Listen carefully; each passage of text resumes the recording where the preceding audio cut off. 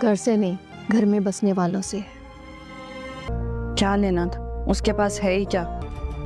लेकिन अगर ऐसा है तो फिर ऐसा ही। का मतलब है कि इस घर से भी उसको नफरत हो गई है।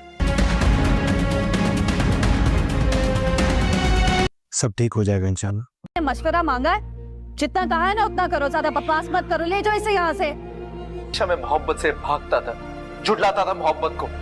ड्रामा सीरियल दो किनारे के आने वाले एपिसोड में आप लोग देखेंगे आखिर दुर्शेवार के पास उसकी बेटी दुआ आई गई, लेकिन जब वो अपनी बेटी के साथ अपना वक्त गुजारती है तो यहाँ पर शहीर को ये बहुत बुरा लगता है। शहीर चाहता था कि दुर्शेवार सारी जिंदगी अकेली रहे और हम दोनों इसी तरह अकेले ही रहें सारी जिंदगी। इसी वजह से उसने दुर्शेवार के साथ बच्चा प्लान करने के बारे में कभी भी नहीं सोचा, लेकिन दुर्शेवार ने आखिर अपनी जिद पूरी कर ही ली और उसने दुआ की कस्टडी हासिल कर ली। अब दुर्शेवार शहीर को बिल्कुल भी रिस्पॉन्स नहीं देगी, क्योंकि अब उसकी जिंदगी में उसका टाइम स्पेंड करने के लिए उसकी बेटी मौजूद है। शहीर जब भी कोई बात करने की कोशिश करेगा दुर्शेवार से, तो दुर्शेवार का ध्यान दुआ में लगा रहेगा और वो शहीर की कोई भी बात नहीं सुनेगी, जिस पर शहीर को बहुत ज्यादा गुस्सा आएगा। और शहीर इसी वजह से तो बच्चा प्लान नहीं कर रहा था दुर्शेवार के साथ, लेकिन दुर्शेवार ने किसी की बात नहीं सुनी और धोखेबाजी के साथ दुआ को हासिल कर लिया। लेकिन ये सब कुछ शहीर को बहुत बुरा लगता है, क्योंकि दुआ के सामने अब उसकी वैल्यू खत्म हो चुकी है। दुआ के आने से पहले भी दुर्शेवार शहीर की वैल्यू खत्म कर चुकी थी, क्योंकि जब शहीर की हकीकत उसे मालूम पड़ गई तो जिस तरह शहीर ने धोखा दिया उसी तरह दुर्शेवार ने भी उसकी इज्जत करना छोड़ दी। वहीं दूसरी तरफ वलिद अपनी बेटी के जाने के बाद बहुत ज्यादा गम में आ चुका है और उसे कुछ भी अच्छा नहीं लग रहा।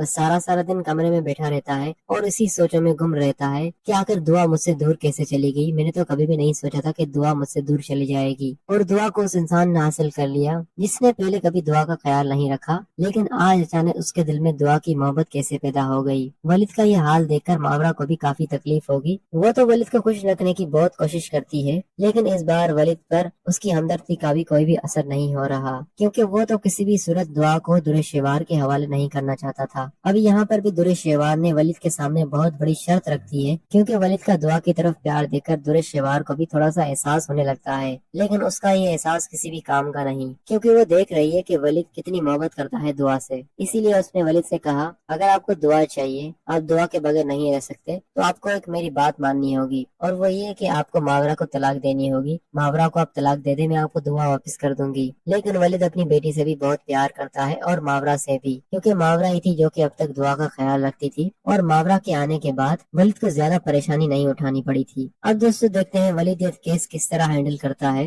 क्योंकि वलिद को अब दोनों तरफ से फंसा दिया है दुर्शेवार ने। अब ना तो वलिद मावरा को तलाक दे सकता है और ना ही मावरा को तलाक दिए बिना अपनी बेटी को हासिल कर सकता है। दुर्शेवार ने ऐसा खेल रचा है कि वलिद पूरी तरह टूट भी चुका है और अपनी बेटी की जुदाई उसे और भी तकलीफ दे रही है।